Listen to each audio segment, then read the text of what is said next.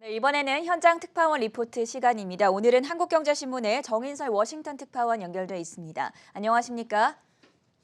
안녕하세요. 네, 지난 미국 현지 시간으로 7일이었죠. 지난해 12월 고용 통계를 두고 바이든 대통령이 경기 회복의 역사적인 날이다라고 평가를 했는데 이걸 마냥 긍정적으로 해석을 해봐도 좋을지 여기에 대해서 어떻게 보고 계십니까? 바이든 대통령이 좋은 것만 본 거라고 할 수 있습니다. 지난해 12월 미국의 실업률이 4.2%에서 11월 4.2%에서 12월 3.9%로 개선이 됐습니다. 이걸 두고 바이든 대통령이 우리 경제 회복의 역사적인 날이다 이렇게 평가를 했는데요.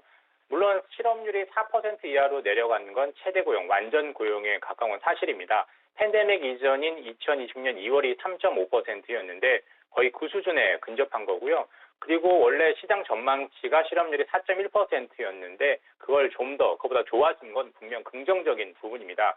하지만 같은 날 발표된 미국 내 신규 일자리 수는 19만 9천 개로 시장 기대에 훨씬 못 미쳤습니다. 예상치가 42만 2천 개였는데 절반에도 못 미친 거죠. 그야말로 고용 쇼크라고 할 수 있는데요.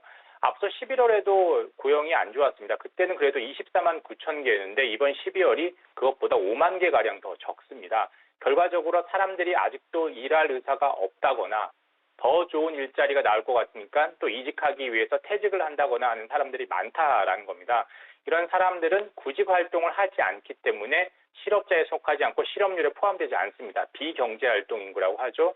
그러니 일하려는 사람이 여전히 부족해서 인력 부족 현상은 계속되고 있다라는 점을 보여주고 있습니다. 지금 가장 문제가 인력 부족이니까 신규 일자리 개수가 매달 50명가량 늘고 그리고 실업률이 4% 이하가 돼야지 바이든 대통령 말대로 진짜 역사적인 날이다라고 할 수 있을 것 같고요.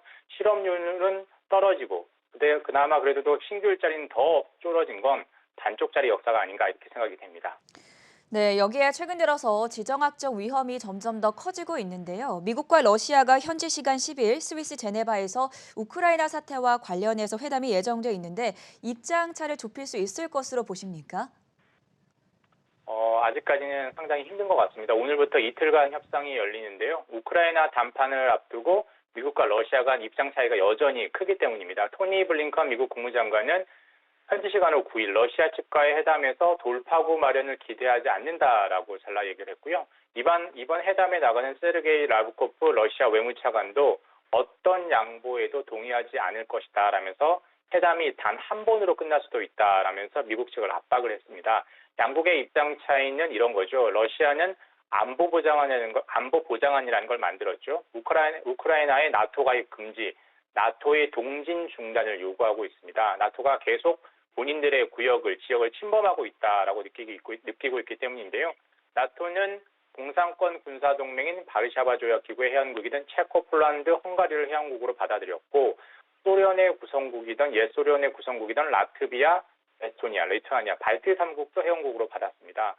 하지만 미국은 러시아의 요구를 절대 받아들일 수 없다라고 얘기하고 있습니다. 나토 가입은 해당 주권국의 독자적인 결정이니까 그걸 따라야 하고 그걸 간섭할 수 없다라는 겁니다. 그리고 긴장 완화 부분입니다. 2014년 러시아가 우크라이나의 크림반도를 무력으로 합병을 했고 최근엔 우크라이나 국경에 병력을 배치를 늘리고 있습니다.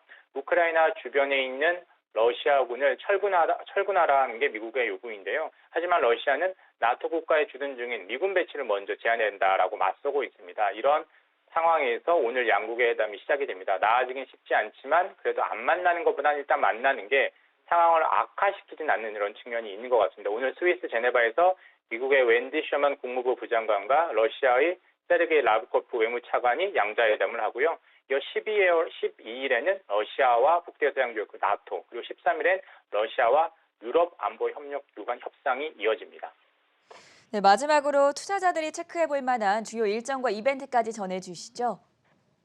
이번 주에 가장 중요한 건 뭐니 해도 인플레이션 지표입니다. 12일에 나오는 미국 소비자 물가지수 CPI입니다. 지난 5일에 나온 12월 FOMC 의사록에서 페드가 미국 중앙은행의 긴축을 공식 언급을 했죠. 긴축하는 것도 결국 인플레이션 때문인데요. 12월 CPI는 시장에서 현재 7.1% 상승으로 예상을 하고 있습니다. 전달 6.8%보다 훨씬 높아지고 7% 벽을 넘어선 건데요. 시장에 좀 영향이 있을 것 같습니다. 예상보다 더 높거나 낮거나 하면 또 긴축 속도에 영향을 미칠 수 있기 때문입니다. 그리고 하루 전날인 11일에 제롬 파월 미국 중앙은행 페드 의장이 연임을 위한 청문회 자리에 섭니다. 지난달 의사록에 나왔던 내용을 반복할지 아니면 좀 더 구체적인 얘기를 할지 지켜볼 필요가 있고요. 그 이틀 후에 13일엔 레이얼 브레이너드 페드 부의장 후보자가 연준 청문회에 서고요. 찰스 에반스 시카고 연은 총재, 존 윌리엄스 뉴욕 연은 총재 등 다른 페드 고위 인사들도 줄줄이 연단에 섭니다. 1월 FOMC 정례회의를 앞두고 긴축 속도에 대한 의원들의 의견을 한번 확인할 기회가 될 수 있을 것 같고요. 마지막으로 JP모건, 시티, 웰스파고는 주요 미국 은행들의 지난 4분기 실적이 이번 주에도 발표가 됩니다.